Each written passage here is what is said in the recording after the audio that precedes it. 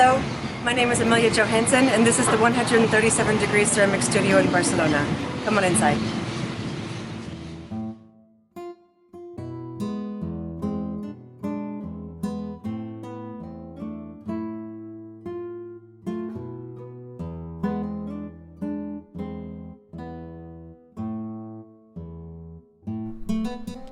This creative space in the Poblenou district brings together artists from many different disciplines in the clay arts.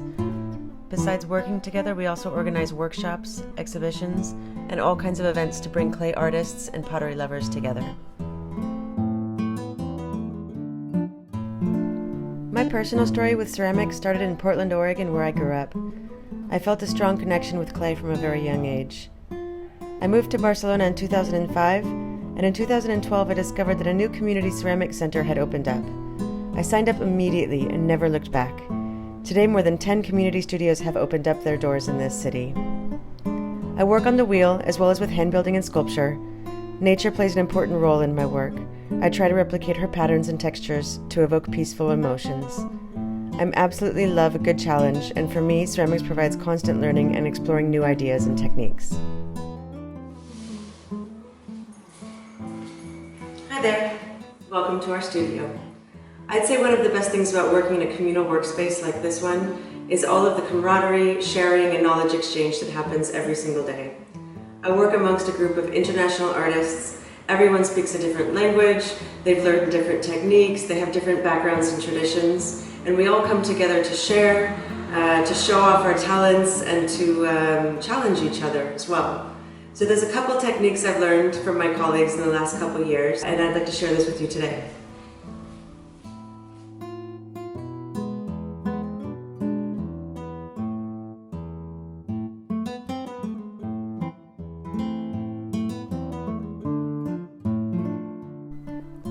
The first technique I'd like to show you is called Cuerda Seca.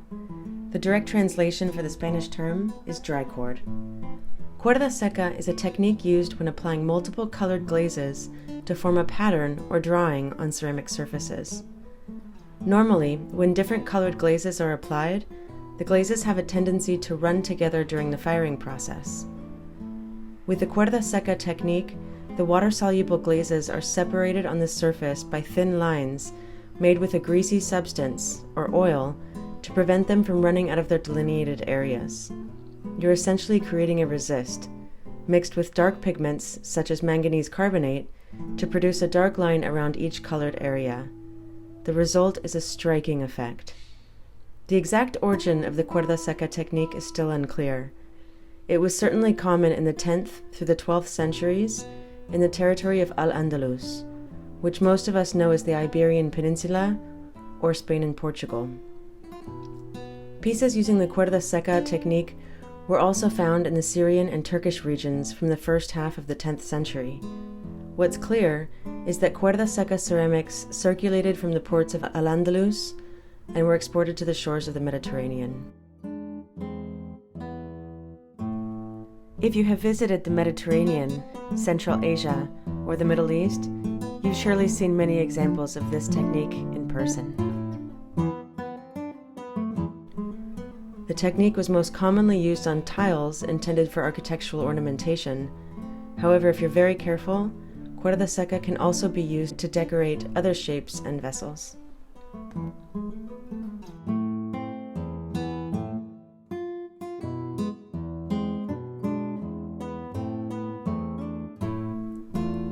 The ingredients needed to create Cuerda Seca ceramics are oxides or pigments used to give color to the mixture. Manganese carbonate was used traditionally. Next, a greasy substance to create the resist. Traditionally, animal fat or lard was a common ingredient, but you can also use oil, any kind of oil. I have mainly used olive oil and baby oil, and both have had the same effect. Lastly, you will need different colored glazes. You can use this technique with both low fire and high fire ceramics.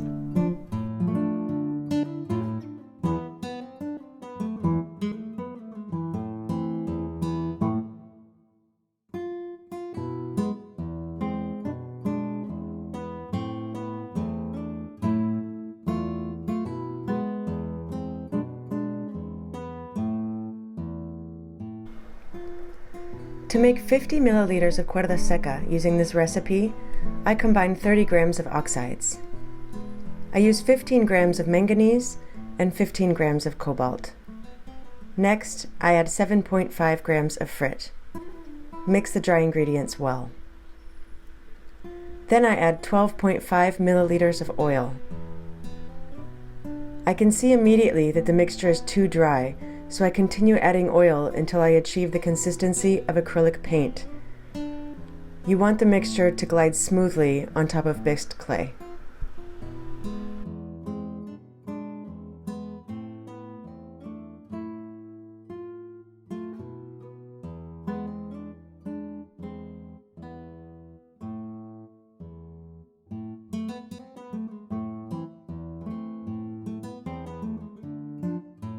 The process looks a bit like this. First, I sketch out a drawing on a bisqued plate. You don't have to sketch it out if you don't want to. If you want to design freestyle, that's cool too. And then you want to outline your drawing with the manganese, cobalt, and oil mixture. Next, you can fill in the spaces with glaze, and then you'll see that the colors, for the most part, you do want to be a little bit careful, but for the most part, they will not run into each other. And the result, once it's come out of the final kiln, is a piece where you have the drawing outlined in black and all of the colors filled in spaces.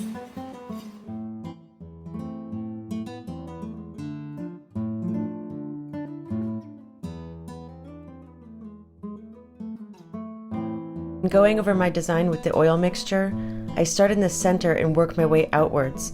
That way when I'm resting my hands on the plate as I'm drawing, I'm not smudging my black lines.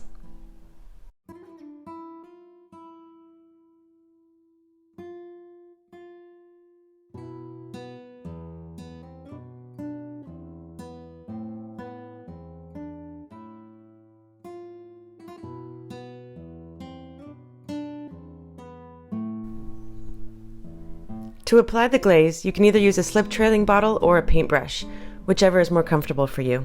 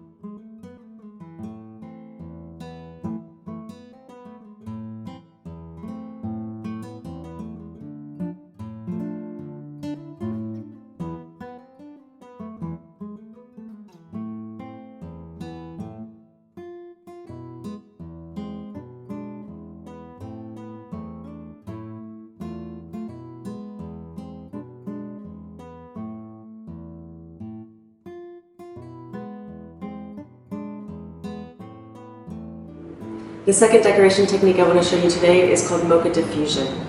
And this technique does not require a lot of time or setup, and you can get spectacular results and intricate patterns that are reminiscent of dendrite formation and roots from trees or plants. So let's take a look now.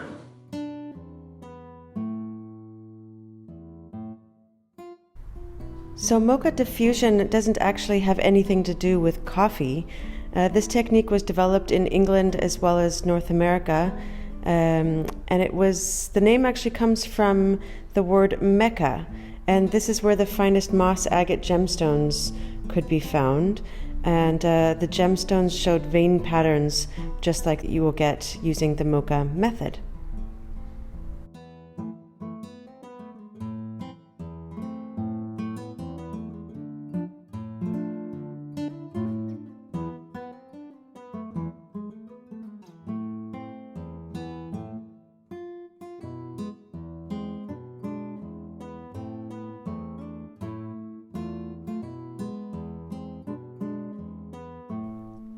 When making your slip for Mocha Diffusion decoration, it's best to use a clay body with a high degree of ball clay or plastic kaolin. You want a nice thick slip with a consistency similar to Greek yogurt. The ingredients you use for the acidic mixture are completely up to you. I've had good results using different oxides as well as pigments. You can experiment with different acidic components. I've tried 5 or 6 including tobacco tea, vinegar, lemon, nail polish remover, and by far the best results have come from beer and wine.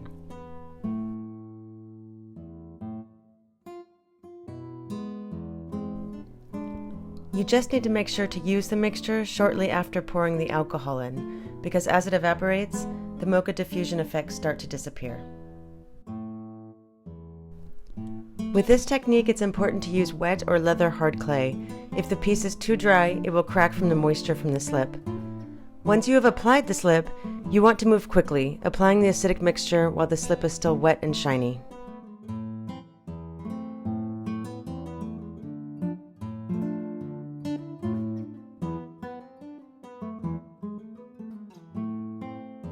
One thing to keep in mind is depending on how you apply your slip will give you different effects in the Mocha Diffusion. So if you use a paintbrush, all of the lines that appear from that brush are going to appear in your final design.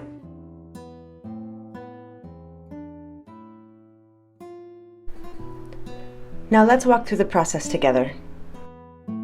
Before with Mocha Diffusion, it's really important to start with leather hard clay. If you let it get too dry, then because you're going to be putting on a wet slip, it will crack. Okay. So, and you want to get a nice thick coating of the slip on there because, and you want it to be wet. So that the other thing that's really important with Mocha Diffusion is that you work quickly. So you put on the slip and then you immediately add the mixture to it in order for the effect to happen. So we're working with, this is ball clay and it's very alkaline. And you can work with high fire or low fire clays, it doesn't matter. Oh, this is stoneware high fire clay that I have today, but you can work with either one. And so then we're going to put the ball clay slip. And then the mixture that I'm working with today, this is cobalt oxide, but you can work with pigments, you can work with any color oxide that you want. And there are recipes online to do this with, but I'm the same way in the ceramic studio as I am in the kitchen. So I just, I get an idea from recipes and then I just guesstimate. So what we're working with here today is probably about a teaspoon of oxide. Right, okay. And yeah, you don't need much just to do this. We have 6 bowls that we're doing here today. And then traditionally, the way that Mocha Diffusion started was by making a tobacco tea. Right. And so because that's very acidic. And when we've done tests with this method here in the studio, we've tried tobacco tea, we've tried nail polish remover, we've tried lemon juice, vinegar, and anything acidic should work. But I think it depends on the type of clay, it depends on the type of slip, so you have to experiment a little bit to get it to work for you. By far with the clays and the slips that we're using here in Barcelona,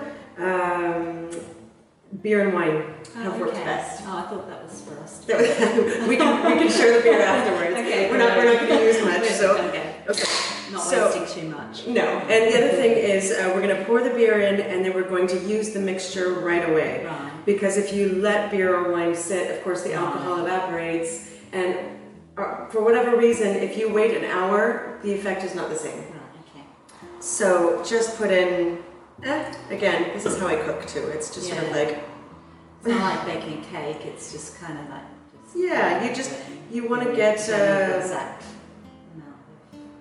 Exactly. You just want a nice liquidy mixture here. We don't need a whole lot. And maybe put just like that. I mean, I've never measured my amounts and it always works just fine. Is that the color of the oxide that's going to come out, or is that... No, it's going to turn into blue. Blue. It's a blue oxide. Okay, it's not black. It will be blue.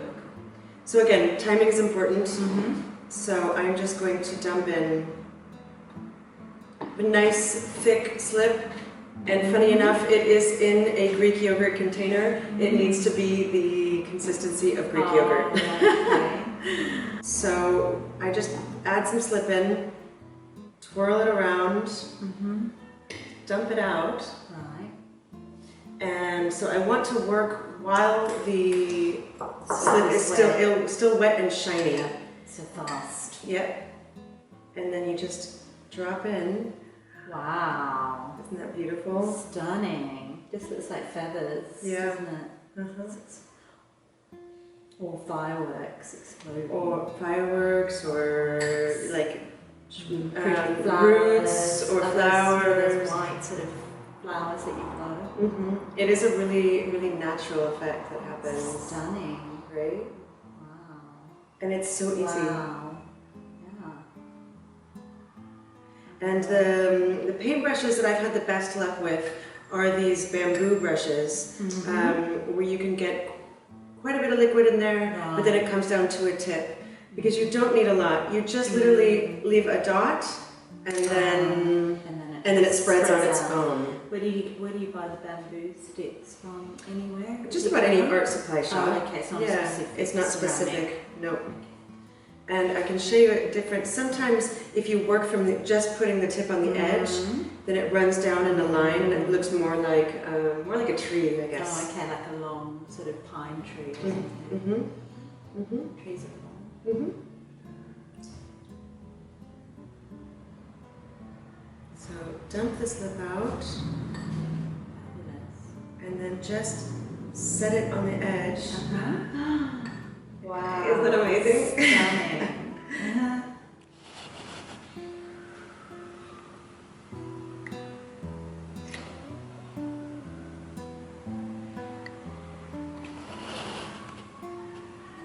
So fun to watch, huh? Yeah, very therapeutic.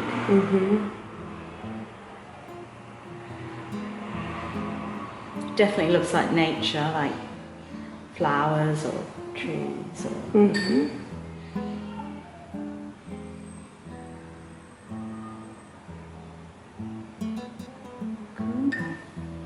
Very nice. And then, yeah, it is fun to see the different effects you get. So as you see, you were dropping it in. Yeah. And I do like those craters. It gives it a whole different feel to it. But also, one of my favorites is... oh wow, yeah. Just letting it... So, just from the edge of the play? Yeah, all you do is you just barely touch it. Oh, nice. Yeah. Perfect. It's great. Yeah. Wow, pretty. It's fun, huh? It's because I do a lot of single firing. So what I do with this now is I would just let them dry, and then I would put a very light coat of transparent glaze on top, and I would put them straight into the kiln. What most people do is bisque firing. So you would want to put on this, you do the process while it's still leather hard, you let the piece dry out completely, you put it through the bisque firing, and then you would glaze it and put it through its second firing. So whether you're doing double or single firing, the process is still the same. You want to put a layer of transparent glaze over it. Yeah, to make it food safe. Yeah.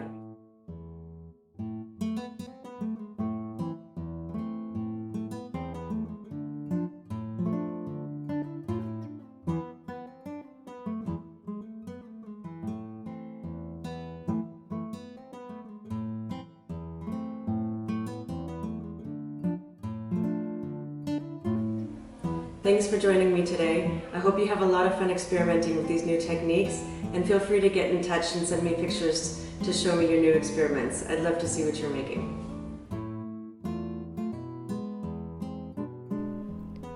You can find me online or on social media at ameliajcreations.com.